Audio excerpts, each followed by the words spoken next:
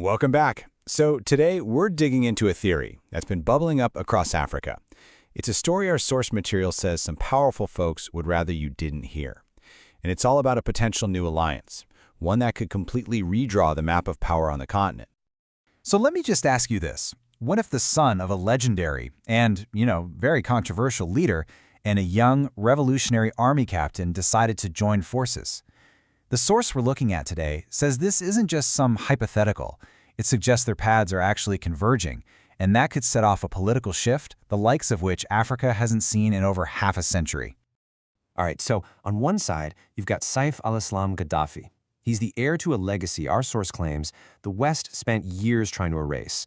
And on the other side, Captain Ibrahim Traoré, who's become the symbol of this new, assertive African resistance. I mean, they come from totally different worlds, different battles, but this theory we're exploring suggests they share a single, powerful destiny. So who are these two men, really? To get a handle on the power of this potential alliance, we have to understand the people at the very center of it, the heir and the revolutionary. Okay, first up, Saif Gaddafi. The source paints him as someone who inherited more than just a name. He inherited a vision. He literally grew up watching his father try to build a United States of Africa and challenge Western financial power. So he represents that powerful legacy, sure, but he also represents Libya's incredible wealth. We're talking oil, gas, gold, a treasure trove that, according to this theory, is the key ingredient that's been missing. And then you have Captain Ibrahim Traoré. This guy wasn't born into power. He was shaped by the battlefield. He's described as the face of a new generation of African leaders who are just done bowing to the old colonial networks. He speaks this language of sovereignty, of sacrifice, and it is really resonating all across the Sahel, that huge region stretching right below the Sahara Desert. And the source we're looking at uses this exact phrase to describe what's happening: two storms destined to collide. It paints this picture not of some planned backroom deal, but of something inevitable, like two powerful forces being pulled together by a common enemy and a common goal. This brings us right to the heart of our source materials argument, what it calls the Pan-African equation. It really just asks one simple but massive question.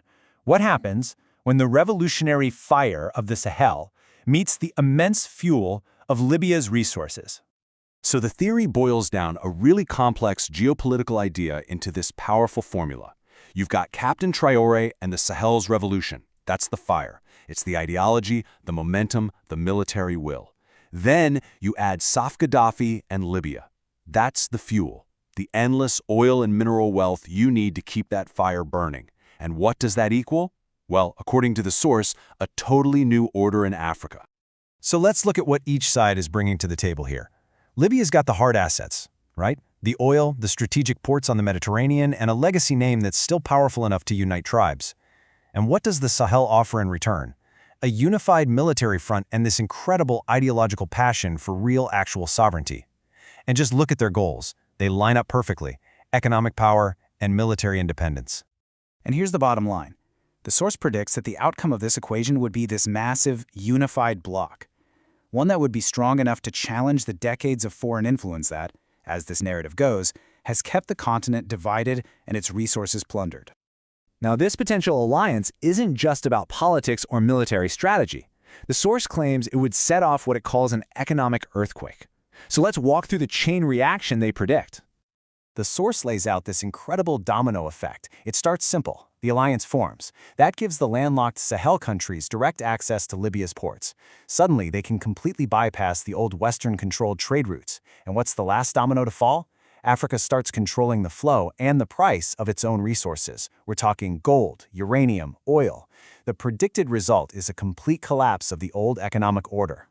And this number is so important. The source argues that an alliance like this would completely tear down a balance of power the West has spent 60 years carefully building and maintaining, a system designed specifically to make sure African nations could never, ever coordinate on this kind of scale. So you can imagine, from a Western point of view, this kind of radical change gets framed in a very specific way. Our source material points out that Western analysts and intelligence agencies are always calling these movements a source of instability. But here's the powerful counter-narrative from the source. For many Africans, this isn't instability at all. It's a rebirth. It's the slow, maybe unstoppable move toward unity, toward dignity, toward self-determination. It really highlights how you can have two totally different ways of seeing the exact same events. Okay, so what does this all add up to? The source material frames this whole potential alliance as just one piece of a much larger puzzle. It calls the Great Realignment, a fundamental power shift happening across the entire continent. And this vision of a new Africa, it's built on a few key ideas. It describes a future where African leaders don't have to ask for permission from Paris or Washington anymore, where alliances are based on shared interests and self-respect. A future where Africa controls its own economy, defines its own security, and ultimately writes its own destiny. And this really brings us full circle, doesn't it? The source portrays Saif Gaddafi as the keeper of this memory of a powerful, unified Africa. And Ibrahim Traoré, he's the embodiment of the awakening of a new one. It's the fusion of legacy and revolution, of the past and the future, all coming together to forge a new present. In the end, the source we've looked at today doesn't give us a final answer. Instead, it leaves us with this one massive question. Is what we're seeing just another storm before the calm, or is this really, truly the beginning of a continental transformation? The only thing that seems certain is that the old system is cracking and something new is definitely rising from the dust.